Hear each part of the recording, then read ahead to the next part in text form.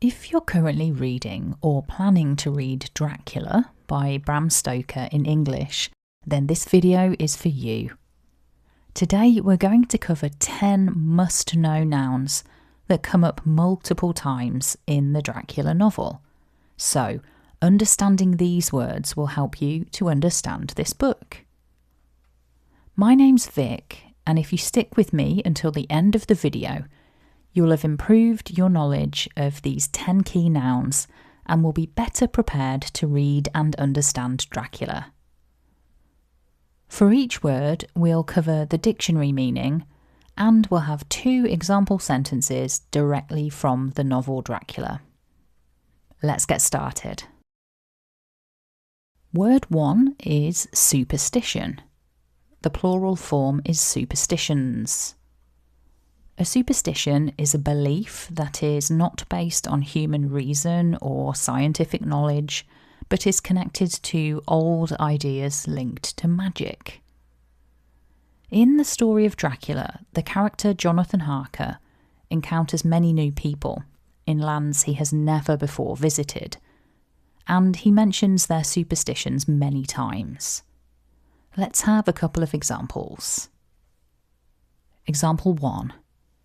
This gave me a sort of shock, for I suppose the general superstition about midnight was increased by my recent experiences. Example 2. All we have to go upon are traditions and superstitions. Because the word superstition is used multiple times in Dracula, it's a useful word to remember for reading this novel. Word 2 is reins. A rein is a thin piece of material, especially leather, that helps you to control and direct a horse. Although this word can be used in the singular, it's often used in the plural form. In the world of Dracula, travel by horse and carriage is common, so the word reins appears a number of times in the book. Here are 2 examples. Example 1. The driver again took his seat and, shaking his reins, started off at a great pace. Example 2. Without a word, he shook his reins, the horses turned, and we swept into the darkness of the pass. Word 3 is shorthand. Shorthand is a system of fast writing that uses lines and simple signs to represent words and phrases. Although shorthand isn't so common these days, it would have been more common at the time Dracula was written. Let's see some examples from the book. Example 1. And also to Mina, for to her I could write in shorthand, which would puzzle the Count if he did see it. Example 2. And writing in my diary in shorthand all that has happened since I closed it last. In Dracula, Jonathan writes in shorthand because he hopes that Dracula won't be able to read it. If you're curious about shorthand, do a quick image search online and you can see what it looks like.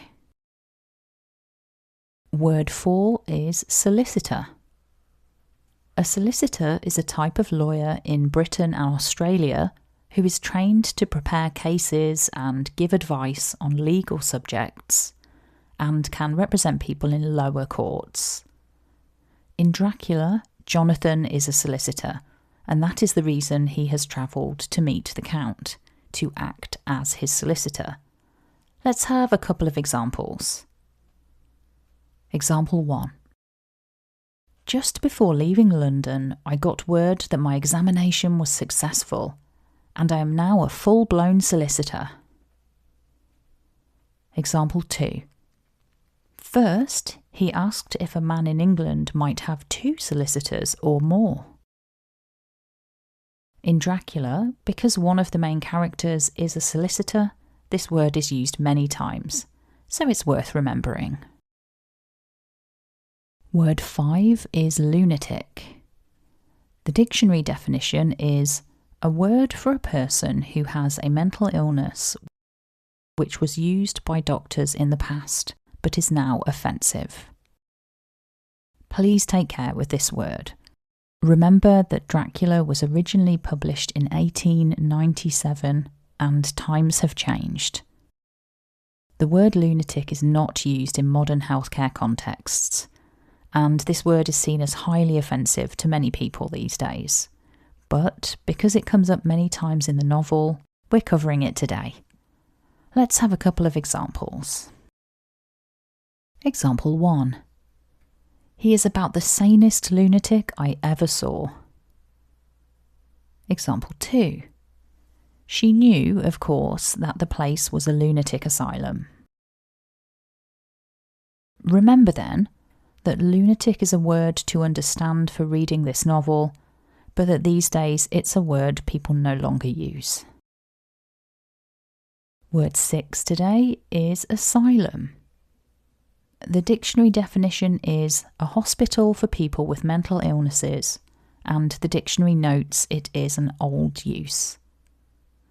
I picked this word because it closely links to the previous word, lunatic. Although the word asylum was used commonly at the time that Dracula was written, the term fell out of use in the 1930s. The modern equivalent would be a psychiatric hospital or mental health care facility. So again, this is a word to understand for the book, but one to be careful with in conversation. Let's have some examples from the novel. Example 1. His request was that I would at once release him from the asylum and send him home. Example 2. He is only 9 and 20, and he has an immense lunatic asylum all under his own care. The word asylum does have other meanings too, and multiple strong collocations. So if you're curious, perhaps check out the word asylum later in a good dictionary. Word 7 is transfusion. A transfusion is the process of adding an amount of blood to the body of a person or animal, or the amount of blood itself. Blood is a common topic in Dracula, so if you are squeamish, that's something to keep in mind. Let's have a couple of examples of transfusion from the book. Example 1. There must be a transfusion of blood at once. Is it you or me? Example 2.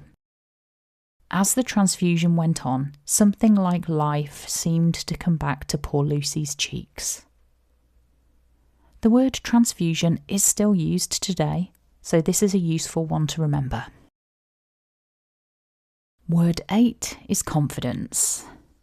I picked this word because it's used several times in the book, but not with the same meaning. Confidence can mean the quality of being certain of your abilities or of having trust in people, plans, or the future. We often talk about having confidence. Confidence can also mean a secret that you tell someone.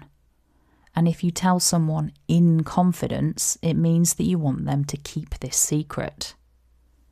Let's look at an example of each meaning. Example 1. I tell you these facts that you may know why I have such confidence in him. This is an example of meaning 1, where we have trust or faith in someone's abilities. Example 2.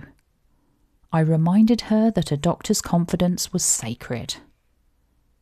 This is an example of meaning 2, where a person is talking about keeping information secret. If you find more examples of the word confidence, and you're not sure which meaning is relevant, try to decide from the context. Is someone sure of someone's abilities, like in meaning 1, or are they discussing secrets, like in meaning 2? Word 9 is malady. A malady is a disease or problem in the way something works. This word is labelled as formal in the dictionary though, just to be aware. Example 1. Jonathan's still pale and dizzy under a slight relapse of his malady. Example 2. I must regret that an attack of gout, from which malady I am a constant sufferer, forbids absolutely any travelling on my part. Although the word malady is formal, and you won't hear it in modern English conversation, it is a great word to remember if you are a fan of reading the classics, as it likely appears in many other classic novels. Finally then, word 10 is peasant, which has the plural form peasants. This word is used several times throughout the book and is another word we need to consider in the context of when the story was written. The dictionary definition of a peasant is a person who owns or rents a small piece of land and grows crops or keeps animals on it.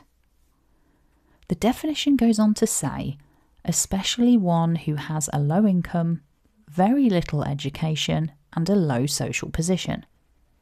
However, in modern English, we don't really use this word anymore.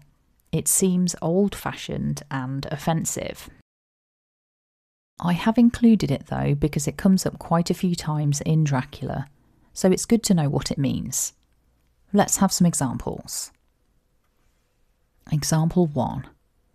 Some of them were just like the peasants at home or those I saw coming through France and Germany. Example 2.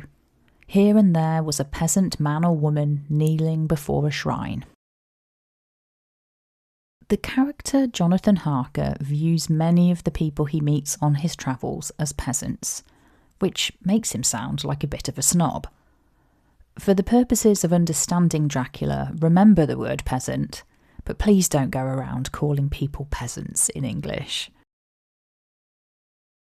And there we have it. 10 useful nouns for when you're reading Dracula.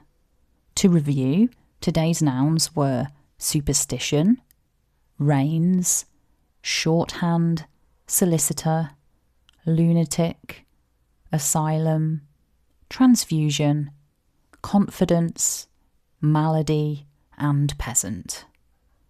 The definitions given in this video link to the meaning used in the book.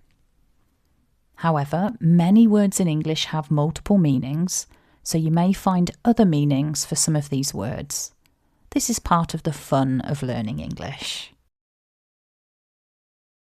If you haven't started reading Dracula yet and want to find out more, check out the Amazon link in the video description.